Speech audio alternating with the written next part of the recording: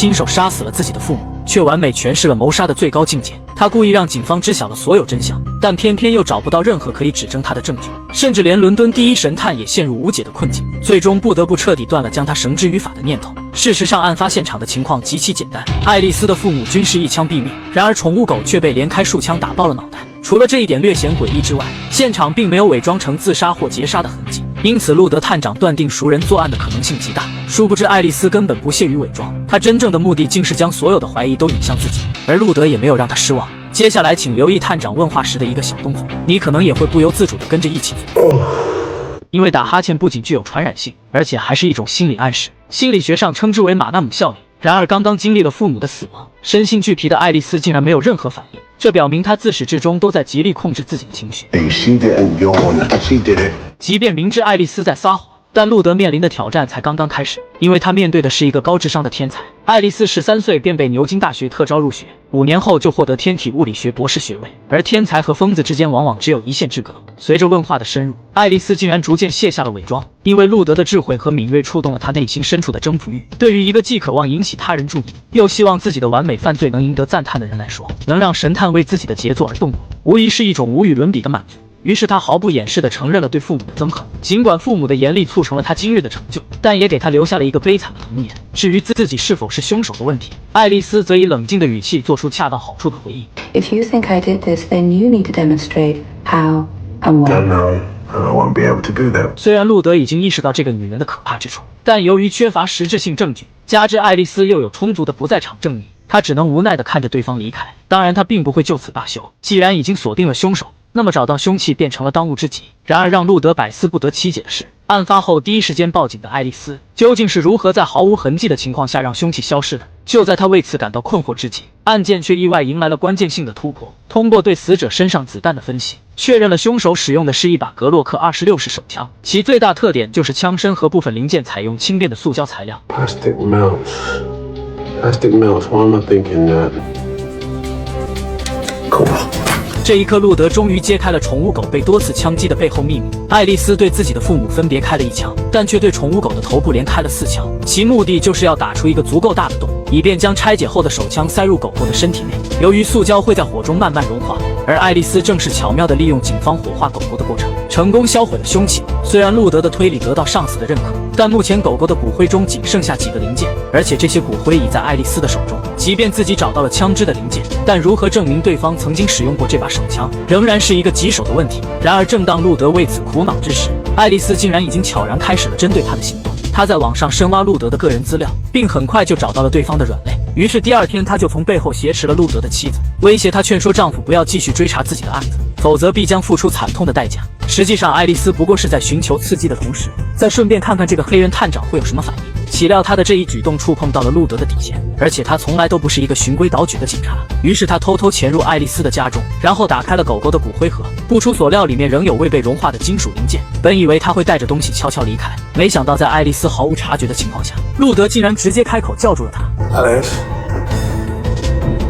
然而见此情景的爱丽丝并没有丝毫慌乱，反而从容地进入家中，挑选了一把趁手刀，然后追上去将刀锋抵在路德的腹部。岂料面对这尖刀的威胁，路德竟然毫不犹豫地将手中的骨灰盒抛入河中，因为他心里非常清楚，高温焚烧过的零件早已失去了鉴识的价值，根本无法用来指证爱丽丝的罪行。而他之所以仍要这么做的原因，是为了向爱丽丝表明自己早已看透了他的把戏，并借此来警告他不要再去威胁自己的妻子。没想到爱丽丝却语出惊人 Kiss me.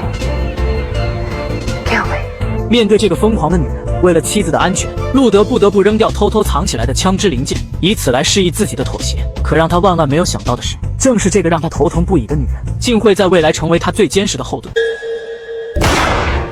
枪杀一名警察仅仅只是热身，接下来才是惊心动魄的重头戏。很快，大批警察闻讯而至，然而迎接他们的却是一场无情的屠杀。只见男人架起突击步枪展开无差别射击，而且手法沉稳极其专业，在清空一轮弹匣后就迅速收拾装备，干净利落地撤离了现场。然而更加骇人的是，这并不是第一起针对警察的恶性袭击。就在前一天晚上，2名警察接到报案中心的指派，前往天桥下查看一名重伤人员。可当他们2人上前仔细查看时，那名伪装成中枪受伤的男人却突然掏枪，以极快的速度对准他们连开4枪，且枪枪命中要害，最终导致2名警察当场身亡。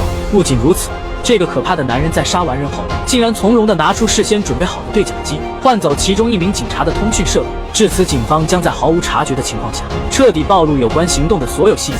然而，就在警方焦头烂额地寻找凶手时，男人竟然主动公开了身份，并提出了自己的要求。此人名叫欧文，他与父亲同为皇家海军陆战队的退役军人。由于前不久的一次喝酒闹事，欧文的父亲在拒捕时杀死了一名警察，不仅因此被判终身监禁，而且多次上诉均以失败告终。但欧文却坚信父亲只是正当防卫，并且作为曾为国家出生入死的军人，父亲在整个事件中并未得到应有的尊重，因此他扬言在警方做出让步之前，他将继续自己的杀戮行为。然而真相远非表面上看来那么简单。通过对监狱探监录像的分析，路德探长很快就发现了端倪。虽然无法得知父子俩交谈的具体内容，但画面中欧文表现得极为卑微，始终低头避开与父亲对视，仿佛在被动地接受对方的某种指令。事实也正如路德所料，在他与欧文的父亲见面后，对方就毫不掩饰地提出让儿子收手的条件。他要求警方将其改判为5年的有期徒刑，并转到开放式牢房服刑。原来泰瑞才是此次恶性袭击的始作俑者。面对对方荒谬无理的要求，路德虽然镇定自若地与其周旋，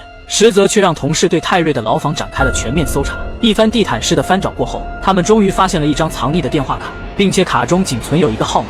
警方迅速通过定位追踪找到了目标位置，然而路德的心中却感到隐隐不安。他认为几个简单的数字很容易背下，不应该刻意保存被人发现。尽管如此，但警方仍然不愿轻易放过这唯一的线索。于是大批全副武装的特警就对目标地点展开了围剿。但是路德担忧的最坏结果还是发生了。特警在冲进去几分钟后，对讲机中就传来紧急撤离的命令。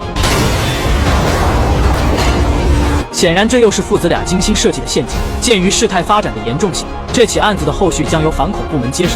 但路德并不甘心就此放弃，他始终觉得引爆炸弹的时机太过蹊跷。看着欧文服役时的照片，路德突然想到了什么，于是他重新检查了最先遇难的2名警察的装备，果然发现了那个被调包的假对讲机。而这一发现也让路德想到了对付欧文的办法。他找来电视台的记者给自己来了一场直播，在回应近期袭警事件的同时，还对凶手进行了犀利的嘲讽和挑衅，意图将欧文的注意力完全转移到自己身上。然而出人意料的是，路德的这一行为竟然是在私自行动。在他通过对讲机暴露自己位置的那一刻，警方才得知他的全盘计划，而此时通知反恐部门已经来不及了。但面对即将到来的危机，路德却显得胸有成竹，因为他相信自己已经成功激怒了欧文，对方不会那么轻易地将他杀死。而且在上次搜查牢房时，警方还找到了泰瑞猥亵男童的证据。结合欧文在父亲面前唯唯诺诺的表现，不难推测欧文小时候必定也深受其害。果然，在路德的一番言语刺激之下，欧文的情绪逐渐开始失控。眼看时机已经成熟，路德巧妙地将画风从嘲讽转向同情，岂料触及痛点的欧文竟然要与他玩一盘俄罗斯轮盘游戏。随着欧文一次次扣动扳机，两人全都幸运地躲过了前4发空枪。眼看只剩下最后2发，路德的生死也进入了五五开。这样的结果让欧文彻底傻眼，但这家伙也是个狠人，居然真的对准自己的脑袋准备开枪。好在路德瞅准时机猛然发力，接着再挥出一记重拳，最终将这个背负数十条人命的疯子成功制服。男人每次享用美食之前，都会狂热地擦拭冰冷发亮的手术台，然后摆上几个保温杯和针头，接着给带有针头的管子通了口气，以确保即将开始的放血过程能够顺利进行。然而就在他准备动手时，却突然发现少了点什么，于是他拿出相机给自己的食物拍了张照片。虽然画面无法分享到朋友圈，但那该死的仪式感始终让他无法舍弃。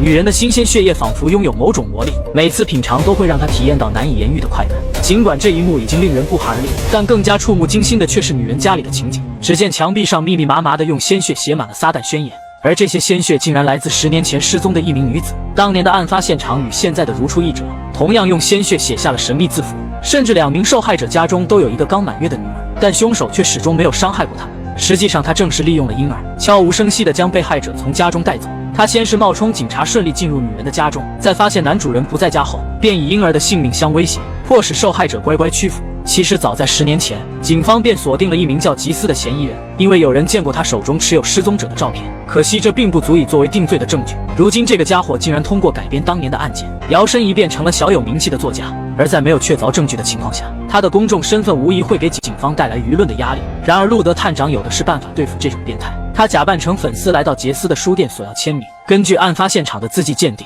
书写之人应该是个左撇子。There you go. Good catch. 果然，杰斯下意识地用左手接住了书，甚至在签名时准备用左手落笔。在察觉路德异样的目光后，他才略显尴尬地将笔换到了右手。这一细节让路德确信对方就是凶手无疑。然而吉斯远比他想象的还要老奸巨猾。当发觉警方在暗中监视后，他迅速召开了记者招待会，公开澄清自己的小说与近期失踪案毫无关联，甚至声称自己遭到警方的无端骚扰。随着各大媒体的争相报道，警方接下来的行动将更加被动。好在通过梳理过往的类似案件，路德终于找到了一些蛛丝马迹。他发现几具被抽干血液的女尸都被抛在运河边，且无一例外的距离岸边不到100米。因此，路德推断凶手极有可能拥有一艘船，专门用来囚禁那些被绑架的女人。于是他带着贾斯汀对运河边的船只逐一排查，最终在一艘未登记的船上发现了一个可疑冰柜。然而当他将冰柜打开时，几天前失踪的女子早已没有了生命迹象。见此情景的贾斯汀立刻准备通知总部，岂料路德不仅出言阻止，还缓缓地将冰柜门重新关上。这一反常举动让贾斯汀满腹疑惑，他觉得此刻最紧迫的是通知总部和死者家属，可路德却认为他们找到的只不过是一具尸体，而狡猾的吉斯不会留下任何能够定罪的证据，最终仍会逍遥法外。他希望贾斯汀可以保持沉默，不要添乱，因为他已经有了让吉斯乖乖上钩的计划。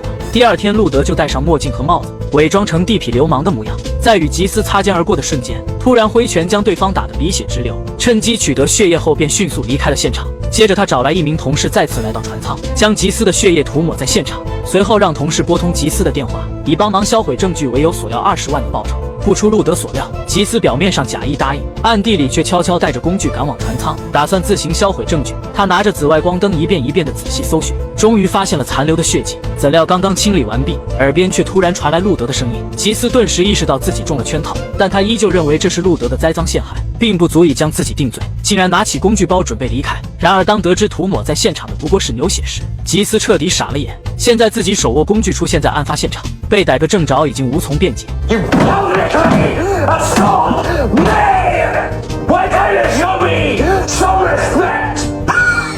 这是一颗特殊的骰子，每次投掷都会决定一群无辜者的生死。因为男人正在玩一场角色扮演的杀人游戏，他会按照小本子上的规则，再依据骰子的点数做出不同的行动。当点数较小时，他会公然跳上街边的廉价小汽车，在车顶上兴奋地来回蹦跶，然后掏出硕大的小锤子开始疯狂打砸。而一旦点数偏大，便是无情杀戮的开始。他或许会用装满浓硫酸的水枪射瞎路人的眼睛，也可能挥舞棒球棍或锤子残忍地结束他们的生命。而那个小本子同时也是一个积分器，每完成一次任务都会获得相应的积分。随着积分的不断增加，男人的行动等级也会随之升级，武器也将从冷兵器逐步进化至炸弹。然而非常不幸的是，这一次男人支出了最大的点数，这意味着接下来将是一场大规模的屠杀。他悄悄盯上一名快递员，趁对方上门取件之际，便拿着刀尾随而入。等出来时，已经换上了快递员的衣服。短短不到3分钟，他竟然就带走了3条人命。随着小哥的机车成为他的坐骑，游戏场景也将迅速切换至更加刺激的地步，而快递员的身份也成为他的完美伪装，